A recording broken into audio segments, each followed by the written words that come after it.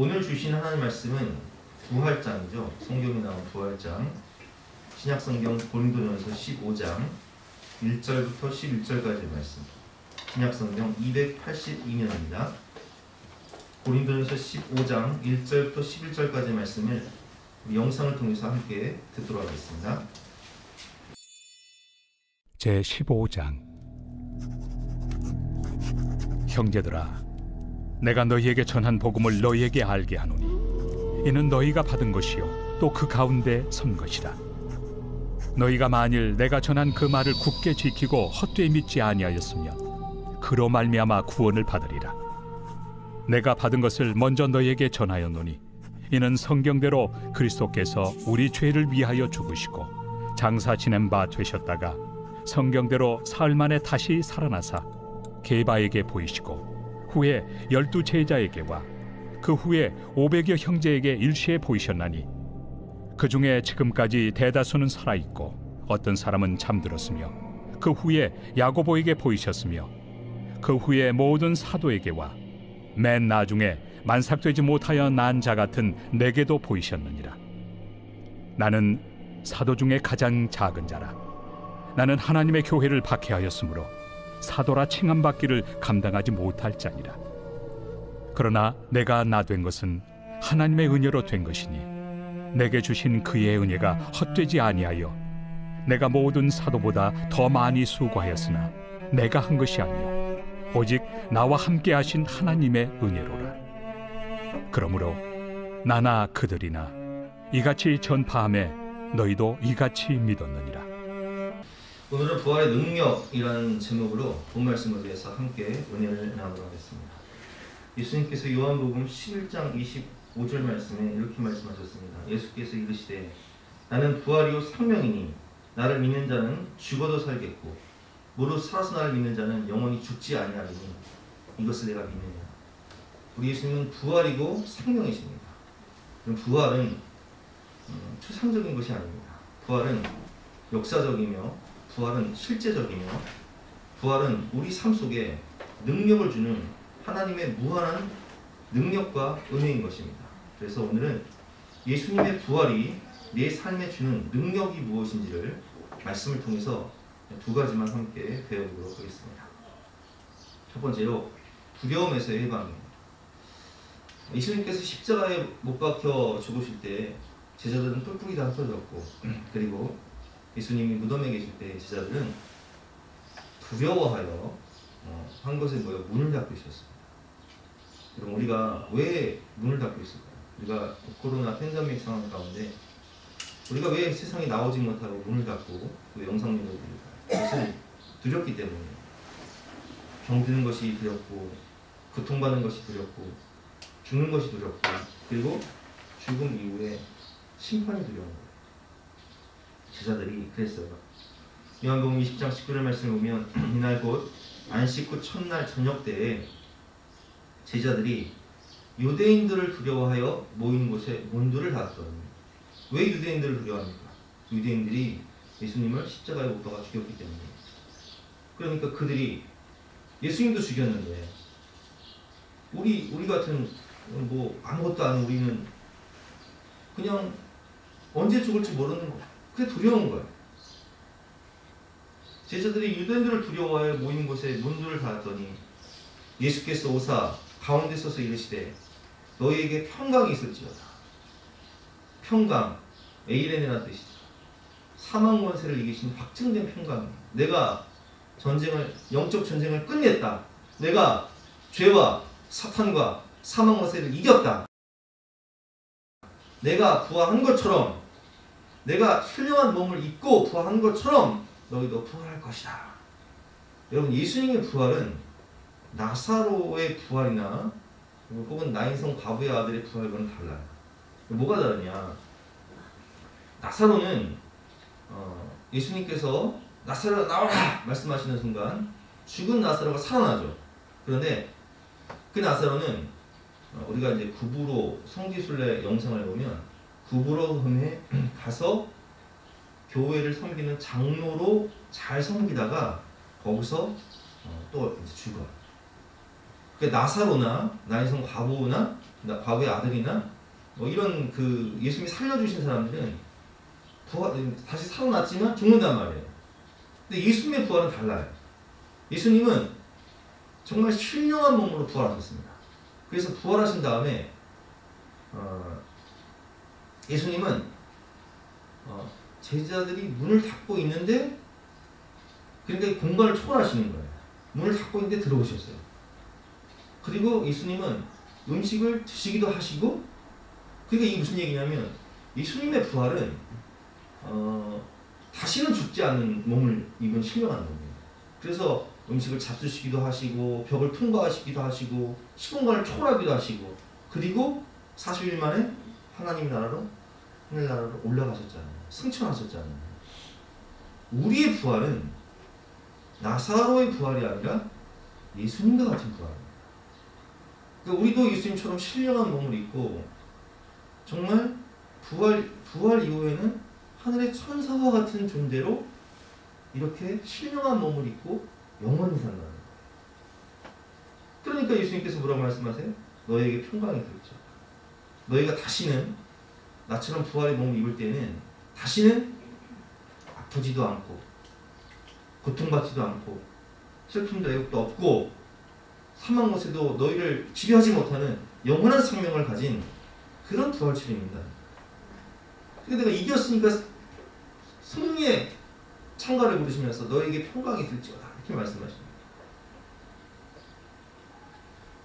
이 말씀을 하시고 손과 옆구리를 보이시니 제자들이 주를 보고 기뻐하더라. 예수께서 또 이르시되 너희에게 평강이 있을지어다. 아버지께서 나를 보내신 것 같이 나도 너희를 보내노라. 이 말씀을 하시고 그들을 향하사 숨을 내쉬며 이르시되 성령을 받으라. 아멘. 예수님은 요한복음 16장 33절 말씀에서 이렇게 말씀하셨습니다. 이것을 너희에게 이르는 것은 너희로 내 안에서 평안을 누리게 하려 함이라. 세상에서는 너희가 환난을 당하나 담대하라. 내가 세상을 이겨노라. 아멘. 담대하라. 내가 세상을 이겨노라. 걱정하지 말아라. 참된 평안을 너희에게 주리라. 그래서 여러분, 예수님의 부활은 우리에게 참된 평안과 담대함을 줍니다. 죄와 사망 권세, 심판과 심판의 자리에서 예수님의 그 십자가의 죽음을 통해서 우리는 죄사함을 받고, 그리고 우리는 천국 영생을 받고 통과가 되는 거예요. 사탄과 세상을 이기신 평안을 주신 주님의 부활인 것입니다. 그래서 이 부활을 체험한 제자들은요 정말 담대해집니다. 여러분, 예수님이 십자가 역 앞에 죽으실 때 베드로가 예수님이 재판받는 그 자리에 가요. 근데 이제 밤새도록 이제 있으니까 너무 추우니까 모닥불을 쬐기 위해서 가거든요. 근데 그때 한 소녀가 베드로를 보고 당신도 갈릴리 있어라. 예수의 제자 맞지? 나는 아니라. 근데 그때 누가 있었냐면 그 대제사장의 종이었던 그 말고, 귀잘린 말고의 친척이 있었어요. 근데 그 사람이 겟세마네 동산에 갔었거든요. 같이 말고랑 같이 갔었거든요. 당신 내 사촌 귀를 자른 그 말고의 귀를 자른 당신 베드로 맞지? 이때 베드로는요 살기 위해서 어떻게 부인하냐? 저주하고 맹세합니다. 왜냐면 자기가 예수님의 제자가 아니라는 것을 증명하기 위해서 유대 문화는 저주해요. 아니라는 걸 확실히 증명합니다. 저주하고 맹세한단 말이에요. 여러분, 베드로가 왜 이렇게 저주하고 맹세하고 예수님 부인했죠? 뭐가 무서워서? 죽는 게 무서워서. 십자가 고통 당하는 게 무서워서. 십자가에서 잔인하게 고통당하며 수치당하며 죽는 게 무서워서. 그런데 이런 베드로가 부활하신 주를 만납니다.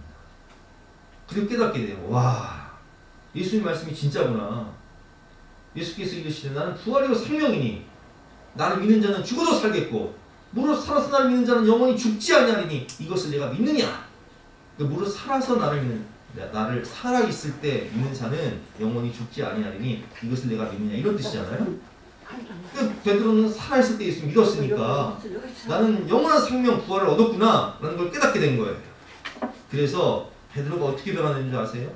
예수님 승천하신 다음에 복음을 전하면서 성전 미문에 앉아있는 그 날 때부터 아픈 그 사람에게 막 이렇게 명하잖아요. 은과 금은 내게 없거니와 내게 있는 것으로 내게 명하니 곧 나사렛 예수 이름으로 일어나 걸어라. 이 사건 때문에 사람들이 엄청나게 예수 믿게 되거든요. 그러니까 이 예수님을 십자가에 못 박아 죽였던 상헤드린 공회에서 베드로를 붙잡아서 신문을 해요. 그리고 사도행전 4장 12절 말씀에 이 신문할 때 베드로가 어떻게 당대하게 복음을 전하냐. 4장 12절 말씀입니다. 다른 이로서는 구원을 받을 수 없나니 천하 사람 중에 구원을 받을 만한 다른 이름을 우리에게 주신 일이 없으니라. 오직 예수를 믿어야 구원받는다. 이렇게 복음을 전해요. 그리고 18절 말씀에 그들을 불러 경고하여 도무지 예수의 이름으로 말하지도 말고 가르치지도 말라. 그러니까 그들이 사내들인 공회원, 그 70명의 공회원들이 베드로를 딱 세워놓고 너 우리가 예수를 십자가에 못 박아 죽인 거 알지? 예수도 죽였는데 너 못 죽일 것 같아? 너 예수 복음 전하고 다시 그 부활의 복음 전하면 너 죽어. 이렇게 경고를 합니다. 그런데 19절 말씀에 베드로와 요한이 대답하여 이르되 하나님 앞에서 너희의 말을 듣는 것이 하나님의 말씀을 듣는 것보다 옳은가 판단하라. 우리는 보고 들은 것을 말하지 아니할 수 없다. 죽일 테면 죽여. 우리는 복음 전할 거야. 우리는 부활을 목격한 증인이야. 죽일 테면 죽여. 우리 안 무서워. 와, 이렇게 변화가지고. 여러분, 이 담대함 어디서 나온 거예요? 이 죽음을 이기는 평안함, 이거 어디서 나온 거예요? 베드로가, 요한이 부활하신 주님 봤거든요. 그리고 예수님의 부활은 곧 나의 부활이고, 예수님이 신령한 몸을 입고 하늘나라에 올라가신 것처럼 나도 신령한 몸을 입고 영원한 생명을 얻는다는 것을 확신했기 때문에 그들은 이 핵심 가치가 변한 거예요. 담대한 거예요. 평안한 거예요. 언젠가 우리가 이상 목사님의 간증을 금요일에 들은 적이 있는데, 이상 목사님은 미국 시민권자죠. 한국에서 자랐지만 미국 시민권자가 되어서 북한 선교를 위해서 북한에 들어가게 됩니다. 1988년에. 근데 이제 1988년에 들어가서 어떤 일이 벌어지냐. 북한 지하교회 성도들이 순교 소식을 듣게 돼요. 그때 이제 그 사건은 1972년에 있었던 사건인데, 이 고속도로를 내면서 공사를 할 때 이제 도로를 냈는데 땅 꺼진 거예요. 봤더니 거기에 지하교회가 있었던 거예요. 그래서 17명의 북한 그 지하교회 성도들을 체포하게 됩니다. 근데 17명 중에는 아이들이 몇 명 있었어요. 근데 이 아이들을 어떻게 죽이냐면 목매달아 죽이는 거예요. 여러분, 자식이 내 눈앞에서 목매달아서 지금 사형을 당하고 있어요. 근데 그 아이가 무서워서 엄마를 보면서 엄마 이렇게 샀는데, 엄마가 아이한테 이렇게 얘기하는 거예요. 실제 있었던 사건입니다. 얘야, 너 지금 주님 만나 천국 가는 거야. 주님 만나러 천국 가는 거니까 두려워하지 마. 그러니까 그 옆에서 사형을 집행하던 사람이 화가 나가지고 이제 아이가 이 목에 줄을 걸고 있는데 의자를 빵 차버린 거야. 그러니까 어떻게 해? 의자를 빵 차버리니까 이제 아이가 줄을 붙잡고 죽어가고 있겠죠. 매달려서. 그때 엄마가 이 아이에게 또 말합니다. 얘야, 너 저 아저씨 미워하지 마. 이게 무슨 얘기예요? 예수님께서 십자가에 못 박혀 죽으실 때 아버지여 저들을 용서하여 주시옵소서. 저들은 지금 저들이 하나님을 알지 못합니다. 이 얘기하는 거예요. 너 저 아저씨 미워하지 마. 그리고 천국에서 만나자. 이런 담대함이 어디서 나옵니까? 그때 지하교회를 이끌던 김태형 목사님은 아스팔트용 중장비, 여러분 그 아스팔트 까는 중장비 있잖아요. 큰 롤러가 있는 거. 거기에 깔려 죽으시면서, 다리부터 깔려 죽으시면서 어떻게 죽으셨냐? 내 구주 예수를 더욱 사랑, 숨질 때 하는 말 이것일세. 다만 내 피는 말 내 구주 예수를 더욱 사랑 이 찬송을 부르시면서 그 아스팔트용 그 종장비에 깔려서 숨쉬었다는 거예요. 두려워하지 않았어요? 여러분, 우리가 로마의 핍박 가운데 초대교회 성도들이 사제의 밥이 되고 혹은 화형을 당하고 이런 가운데서도 그들은 두려워하지 않고 담대하게 하늘을 소망하며 주님을 바라보며 스데반이 순교할 때 하늘 문이 열리고 주께서 하늘 그 보좌 하나님 보좌 우편에 서신 것을 내가 보노라, 이 하늘의 영광을 보면서 담대하게 부활을 소망하며 천국에 갔다는 거예요. 여러분, 부활은요 능력이에요. 이건 뭐가 두렵습니까? 질병이 두렵습니까? 실패가 두렵습니까? 죽는 것이 두렵습니까? 죽어서 내가 어떻게 될까 두렵습니까? 걱정하지 마세요. 예수님의 부활의 의미는 곧 내가 예수님을 믿음으로 무릇 살아서나를 믿는 자는 영원히 죽지 아니하리니 이것을 내가 믿느냐라는 말씀처럼 곧 나의 승리요, 나의 부활고 나의 소망을 의미합니다. 우리는 천국 영생을 받은 사람이라는 거예요. 그래서 오직 하나님 이외에는 두려워할 것이 없습니다. 세상과 사탄을 두려워하지 마십시오. 주님께서 말씀하셨습니다. 담대하라, 내가 세상을 이겨노라. 주님께서 죄와 사망 권세를 이기시고 공중 권세를 잡은 사탄을 이기시고 우리에게 말씀하십니다. 담대하라, 내가 세상을 이겨노라. 여러분, 실패와 고난을 두려워하지 마세요. 우리 안에 부활하신 예수님이 함께한다는 사실을 믿어야 됩니다. 고린도후서 4장 7절 말씀, 우리가 이 보배를 질그릇에 가졌으니 이는 심히 큰 능력은 하나님께 있고 우리에게 있지 아니함을 알게 하려 하십니다. 질그릇과 같은 우리의 이 안에 누가 계시다고요? 보배이신 예수 그리스도, 영원한 부활 생명, 부활의 산소망을 가지신 예수 그리스도가 내 안에 계시다고요. 우리가 사방으로 우겨쌈을 당하여도 쌓이지 아니하며 답답한 일을 당하여도 낙심하지 아니하며 박해를 받아도 버림받지 아니하며 거꾸로 트임을 당하여도 망하지 아니하고 우리가 항상 예수의 죽음을 몸에 짊어짐은 예수의 생명이 또한 우리 몸에 나타나게 하려 함이라. 우리 살아있는 자가 항상 예수를 위하여 죽음에 넘겨짐은 예수의 생명이, 그 예수 부활의 생명이, 그 예수 부활의 권능이 또한 우리 죽을 육체에 나타나게 하려 함이라. 아멘. 그래서 우리는 오뚜기 같은 믿음을 가져야 돼요.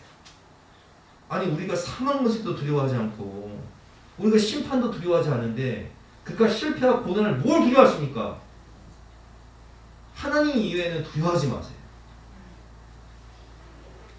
질병과 죽음, 심판을 두려워하지 마세요.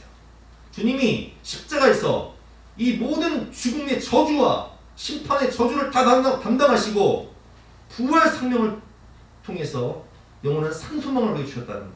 다 해결하셨다는 거예요. 로마서 4장 25절 말씀, 예수는 우리가 범죄한 것 때문에 십자가에서 죽음에 내어줌이 되고 또한 우리를 의롭다 하시기 위하여 다시 살아나셨습니다. 십자가의 죽음과 부활을 통해서 예수님이 다 해결하셨다는 거예요. 여러분, 우리가 하나님의 심판대 앞에 설 때 사탄은 우리의 모든 죄를 참수합니다.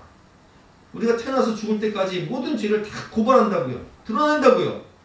그러나 예수님께서는 변호인이 되셔서 우리를 변호하실 때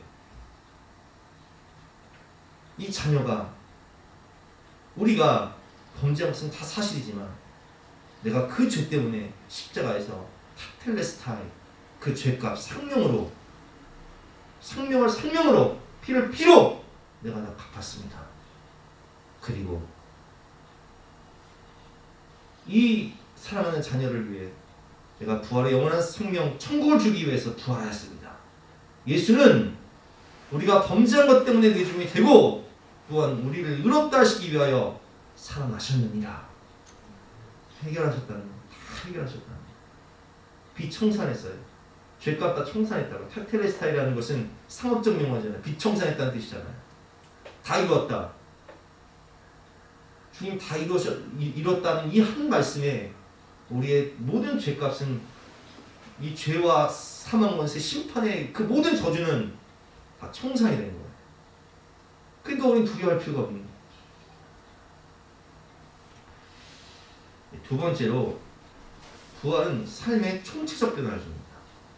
오늘 본문을 보면 예수님의 부활을 목격한 사람들의 이름들이 나와요. 그 이름들을 한번 살펴보겠습니다. 3절부터 내가 받은 것을 먼저 너에게 전하였노니 이는 성경대로 그리스도께서 우리 죄를 위하여 죽으시고 장사 지낸 바 되셨다가 성경대로 사흘 만에 다시 살아나사 게바가 누구예요? 베드로잖아요. 베드로에게 보이시고 후에 12제자와 그 후에 500여 형제에게 일시에 보이셨나니 그중에 지금까지 대다수는 살아있고 이 고린도 후서를 기록할 때만 해도요 이 500명의 증인들 중에 대다수는 살아있었어요. 예수님의 부활의 역사성을 길게 얘기할 필요가 없어요. 왜냐하면 너무나 많은 증인들이 있기 때문에 그 사람들한테 가서 물어보면 되는 거예요. 12제자뿐만 아니라 500여 형제가 일시에 봤다고요. 근데 누가 봤어요? 자기가 봤어요. 사도 바울. 야고보에게 보이셨으면 그 위에 모든 사도에게와 맨 나중에 만삭되지 못한 자 같은 내게도 보이셨느니라. 그럼 바울은 어떤 인생을 살았습니까? 바울은 예수님 핍박하고 교회를 장멸하는 인생을 살았다. 근데 부활하신 예수님 만나고 변화되잖아. 베드로도 마찬가지였어요. 베드로가 부활하신 주님을 만나 성령의 능력받아 어떻게 변화되냐. 베드로가 한 번 설교할 때마다 3,000명, 5,000명씩 하게 되더라고요. 그는 확신과 담대함을 가지고 부활의 산소망을 이 복음을 설교합니다. 사람들이 어찌할꼬 우리가 어떻게 구원받을 수 있습니까? 이렇게 물을 때 베드로는 담대하게 얘기하죠. 그들이 이 말을 듣고 마음에 질려 베드로와 다른 사도들이 물어 이르되 형제들아 우리가 어찌할까 오늘. 베드로가 이르되 너희가 회개하여 각각 예수 그리스도의 이름으로 세례를 받고 죄사함을 받으라. 그리하면 성령의 선물을 받으니. 그 말을 받은 사람들은 세례를 받음에 이날에 신도의 수가 3,000이나 나오더라. 할렐루야. 이런 변화. 그래서 베드로 사도는요 정말 교회의 반석이 됩니다. 세상을 변화시켜 로마의 역사를 그냥 변화시켜 세계사를 변화시켜 버렸죠. 도마는 어때요? 도마는 요한복음 20장을 보면 12제자 중에 하나로서 디두모라 하는 도마는 예수께서 오셨을 때 함께 있지 않는 자. 그러니까 이 사람은 예수님의 부활을 목격하지 못했던 거예요. 다른 제자들이 그에게 이르되 우리가 부활하신 주를 보았노라 하니 도마가 이르되 아이고 그런 게 어디 있어. 죽은 사람이 어떻게 살아나. 내가 그 부활하신 주님을 만나서 그 손의 못자국을 보며 내 손가락을 그 못자국에 넣으며 내 손을 그 옆구리에 창에 찔린 그 옆구리에 넣어 보지 않고는 못 믿어. 이렇게 얘기했던 사람. 꼭 우리가 전도하다 보면 그런 사람 있잖아. 아, 내가 하나님 보여주면 믿을게. 부활하신 예수 부활이 어딨어. 나는 내 손가락을 그 못 박힌 그 안에 집어넣든지 아니면 창에 찔린 허리 옆구리 거기 집어넣기 전까지는 못 믿어. 이렇게 얘기하는 거야. 여드레를 지나서 제자들이 다시 집에 있을 때 도마도 함께 있고 문들이 닫혔는데 예수께서 오사. 문들이 닫혔는데 예수님이 그 벽을 통과해서 오신 거예요. 다시 신령한 몸 이르시되 너희에게 평강이 있을지어다 하시고 도마에게 이르시되 너 손가락을 못 박힌 손 그리고 옆구리 창에 찔린 허리 넣어야 믿는다고 그랬지. 이리 와. 넣어봐. 넣어봐. 내 손을 보고 내 손을 내밀어 내 옆구리에 넣어보라. 그리하여 믿음 없는 자가 되지 말고 믿는 자가 되라. 그때 요한복음의 가장 중요한 신앙고백 7개의 신앙고백이 나오는데 가장 하이라이트 도마의 고백이죠. 도마가 대답하되 나의 주님이시오 나의 하나님이십니다. 예수님을 나의 주님이시오 나의 하나님이십니다. 여러분 이 도마가 어떻게 되는지 아세요? 도마는요 저 멀리 인도까지 복음을 전합니다. 그래서 인도에 가면 챈나이라는 지역이 있어요. 도마가 순교한 지역인데 거기 가면 이 챈나이 지역에 도마 기념교회가 이렇게 있습니다. 그 도마 기념교회 앞에 뭐가 있어요? 예수님, 부활하신 예수님과 의심하는 도마, 어? 손가락, 어? 이 역사예요, 이거 여러분. 그래서 이 인도 지역이 지금도 강성 힌두교잖아요. 근데 이 지역은 복음이 충만하죠. 교회가 많아요. 예수 믿는 사람들 많다고. 왜 그래요? 도마가 순교한 지역이에요. 2000년 이상의 뿌리 깊은 역사성을 가진 교회이기 때문에, 순교자의 피가 흐른 교회이기 때문에 이 지역은 예수 믿는 사람들이 많아요. 그래도 누가 있습니까? 바울의 변화죠. 그럼 바울은요, 우리가 너무 잘 아는 대로 그는 바리새인이었어요.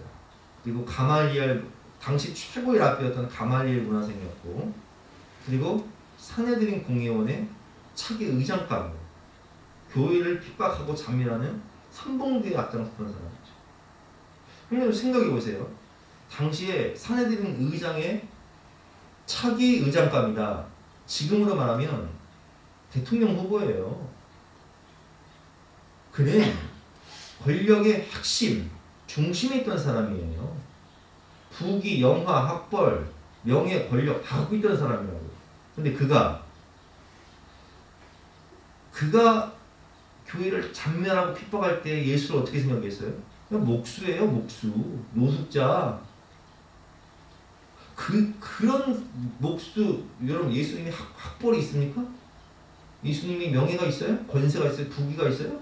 아무것도 없어요. 흠모할 만한 아무것도 없다고요. 33세 청년의 십자가에서 비참히 죽으셨다고요. 근데 그런 십자가에서 비참히 죽은 그 사람을 내가 메시아로 믿는다? 이건 상상할 수가 없는 거예요. 그러니까 교회를 핍박하고 잔멸하는 거예요. 그런데 이 사도 바울이 어떻게 변화가 되냐? 부활하신 예수 만났거든요. 충격을 받아버린 거예요. 나는 사도 중에 가장 작은 자라. 나는 하나님의 교회를 박해하였으므로 사도라 칭함받기를 감당하지 못할 자니라. 그러나 내가 나된 것은 하나님의 은혜로 된 것이니 내게 주신 그의 은혜가 헛되지 아니하여 내가 모든 사도보다 더 많이 수고하였으나 내가 한 것이 아니라 오직 나와 함께 하신 하나님의 은혜로라. 오늘 말씀 부활하신 예수 만났거든요. 사도행전 8장을 보면요, 사울은 스데반 순교할 때 앞장서던 사람이에요. 사울은 그가 죽임당할 마땅히 여기더라. 그날에 예루살렘에 있는 교회에 큰 박해가 있어 사도 외에는 다 유대와 사마리아 모든 땅으로 흩어지니라. 경건한 사람들이 스데반을 장사하고 위하여 크게 울더라. 사울이 교회를 찬멸할세 각 집에 들어가 남녀를 끌어다가 옥에 넘기니라. 스데반 순교에 앞장서고 교회를 찬멸하는데 성도들을 핍박하는데 앞장섰던 이 사울이 어떻게 한순간에 변화가 되냐? 부활하신 예수를 만납니다. 사도행전 9장 1절 말씀이죠. 사울이 주의 제자들에 대하여 여전히 위협과 살기가 등등하여 대제사장에 가서 다메섹 여러 회당에 가져갈 공문을 청하니 이는 만일 그 도를 따르는 사람을 만나면 남녀를 막론하고 결박하여 예루살렘으로 잡아오려 합니다. 사울이 길을 가다가 다메섹에 가까이 이르더니 후련히 하늘로부터 빛이 그를 둘러 비추는지라. 땅에 엎드러져 들음에 소리가 있어 이르되 사울아 사울아 내가 어찌하여 너를 박해하느냐. 아니 사울이 예수님을 만난 적이 없는데 어떻게 예수님을 박해합니까? 주님의 몸된 교회를 박해하는 것이 곧 주님을 박해하는 것이요, 주님의 한 몸의 성도들을 박해하는 것이 곧 주님을 박해하는 것이기 때문에 주님은 사울에게 말합니다. 사울아 사울아 내가 어찌하여 나를 박해하느냐. 대답하되 주여 유시온이니까 이르시되 나는 내가 박해하는 예수라. 부활하신 예수를 만나버린 거예요. 살아계신 예수님, 내 눈앞에 시퍼렇게 살아계신 부활하신 예수님, 삼위일체 하나님이신 예수님 만납니다. 그래서 그는 눈이 멀어 보이죠. 3일 동안 눈이 먼 상태에 철저히 회개하면서, 그리고 아나니아의 안수를 받고 눈에 비늘이 벗겨지며, 그가 20절 말씀에 보면 즉시로 회당에 가서 예수가 바로 하나님의 아들이시오, 우리의 구원자시다, 주님은 부활하셨다, 이 복음을 즉시로 가서 전파하기 시작합니다. 듣는 사람들이 다 놀라 말하되, 이 사람이 예루살렘에서 이 이름 예수를 부르는 사람들을 너를 자가 아니냐, 여기 온 것도 그 성도들을 결박하여 대제사장들에게 끌고 가고자 함이 아니더냐. 그 의아해. 아니 이 사람이 이 미친 거 아니야 이거? 예수 믿는 사람들을 핍박하던 이 사람이 하루아침에 변해서 예수가 그리스도라고? 사울은 힘을 더 얻어 예수를 그리스도라 증언하여 다메섹에 사는 유대인들을 당혹하게 하니라. 여러분, 그래서 사도 바울은요 결국 어떻게 돼요? 평생 복음 전하다가 교회 세우고, 수많은 교회 세우고, 로마에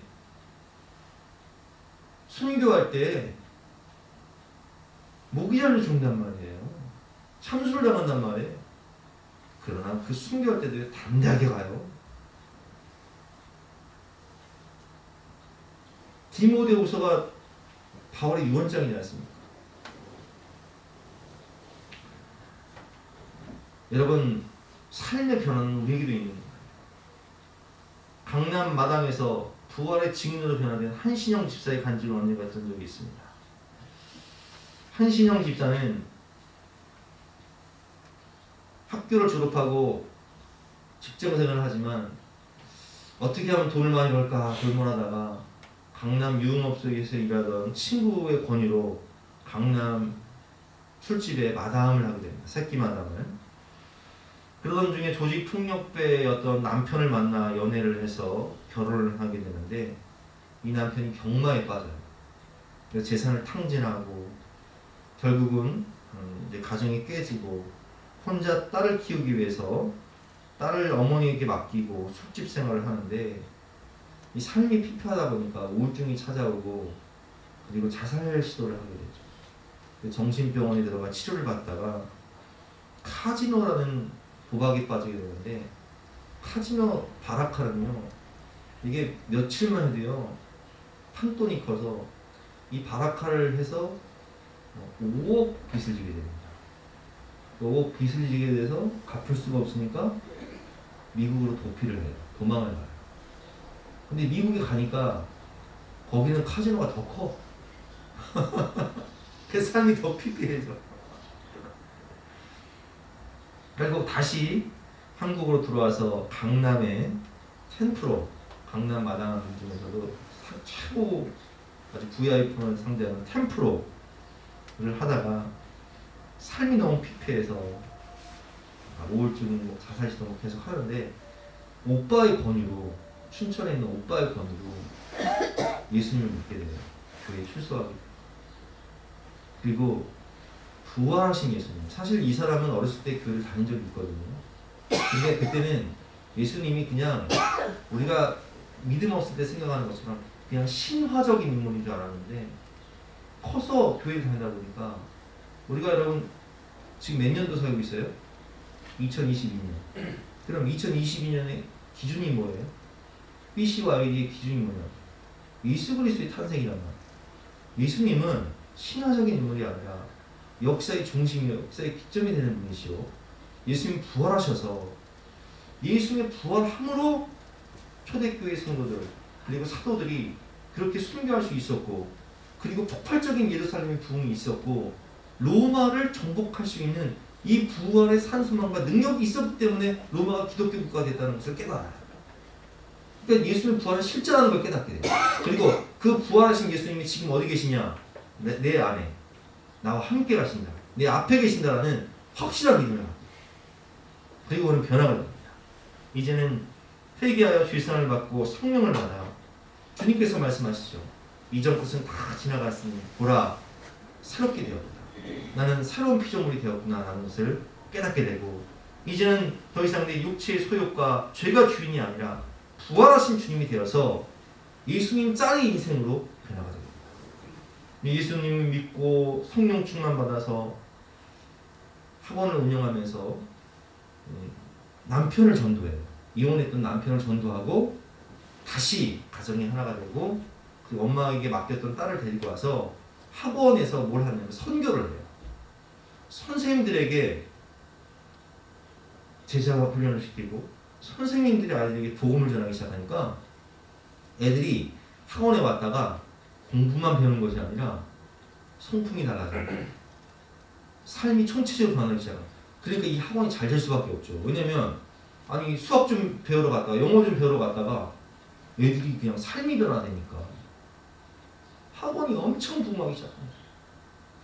학원 선교를 통해서 복음을 전하고, 그리고 간증의 주인공이 되어서, 여러분 사실 자신이 강남에 마담 생활을 했던 것이, 술집 마담 생활을 했던 것이 이게 사실 부끄러운 일이잖아.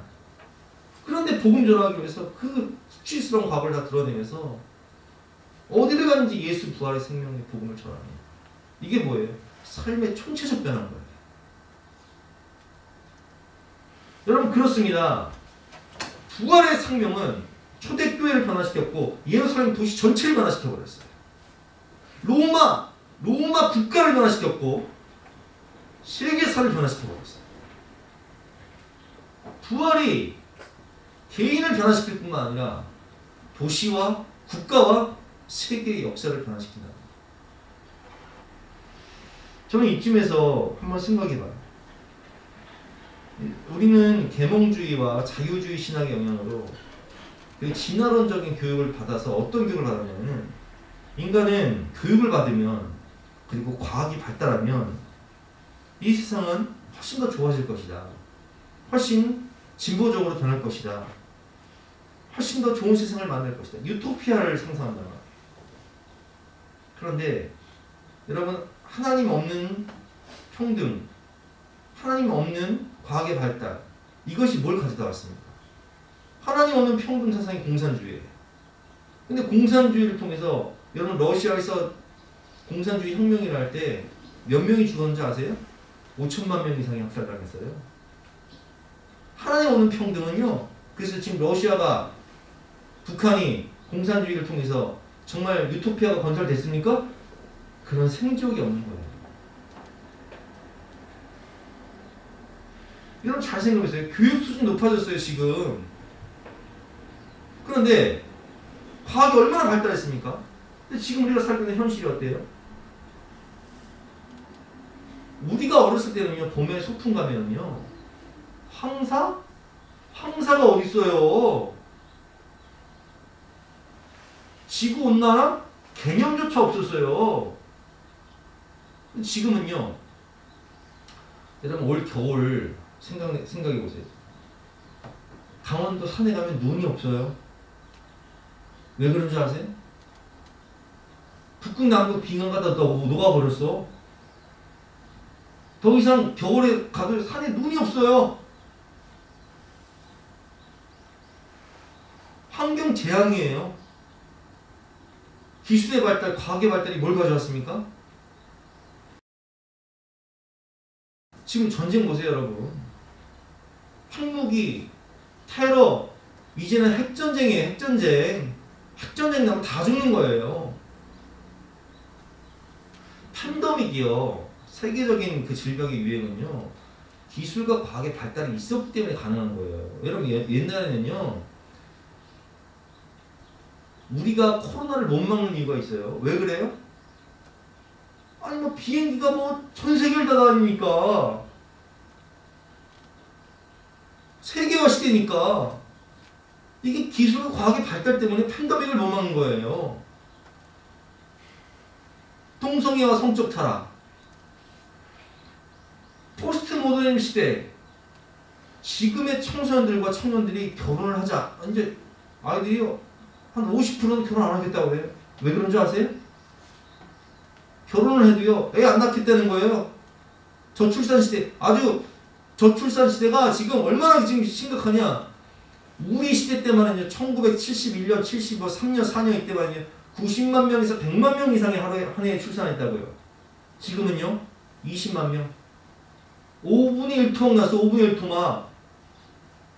이러다가 우리 국가 자체가 없어지게 생겼어요. 왜 애를 안 낳는 줄 아세요? 우리가 너무 잘 알죠. 세상을 바라볼 때, 야, 이거 애 낳으면 뭐하냐. 세상이 돌아가는 꼴이 소망적이지 않다는 거예요. 비관적이라는 거예요. 낙관적이지 않다는 거예요. 절망적이라는 거예요. 기술과 과학은 발달하고 교육 수준은 높아졌는데 환경은 더 나빠지고 전쟁과 테러는 더 많아지고 또 우리가 자식들을 키우면서 뭐라고 해요? 아, 우리 때는 안 그랬나. 니네가 앞으로 살 세상은 참 걱정이 된다. 기술과 과학의 발달, 교육의 발달이 인간에게 유토피아를 건설해 줬습니까? 아니요.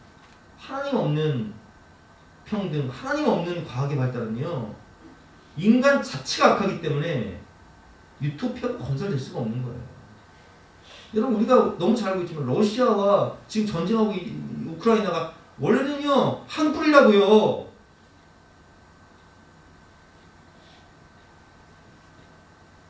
그러나 자국에 이익이 되지 않으면 한 뿌려도 그 엄청난 민간을 학살하고 이게 인간의 악함이에요.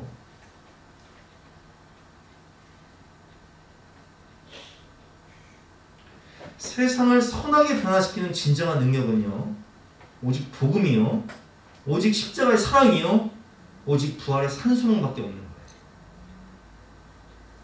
로마가 그렇게 기독교를 박해하고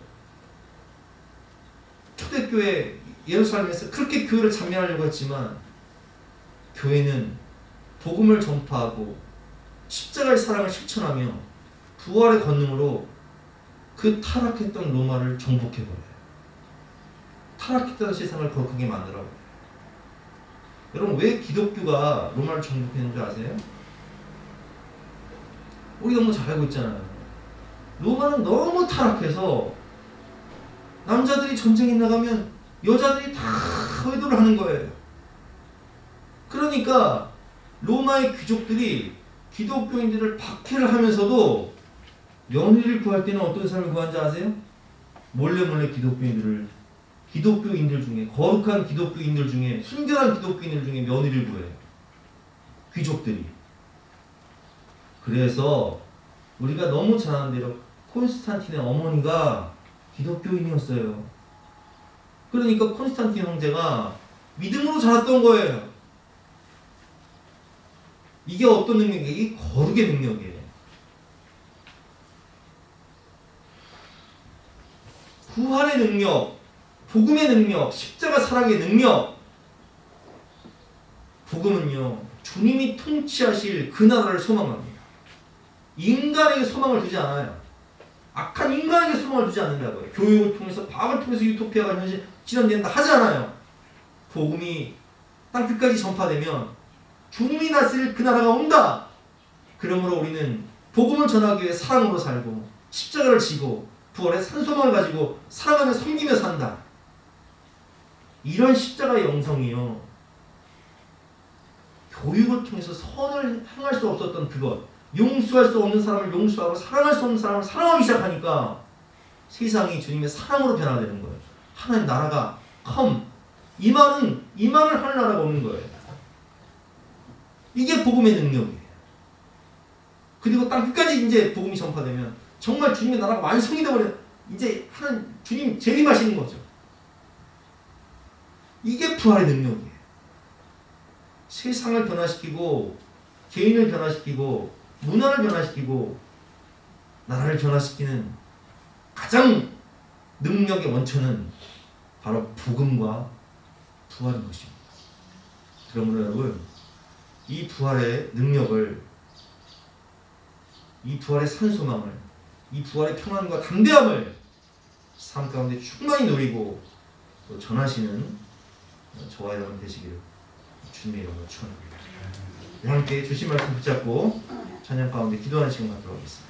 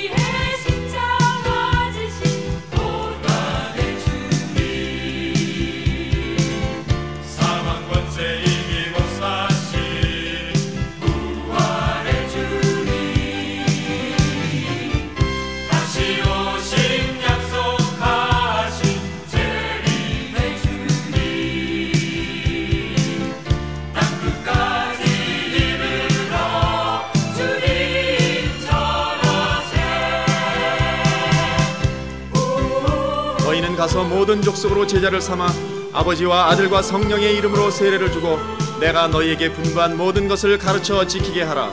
오직 성령이 너희에게 임하시면 너희가 권능을 받고 예루살렘과 온 유대와 사마리아와 땅끝까지 이르러 내 증인이 되리라.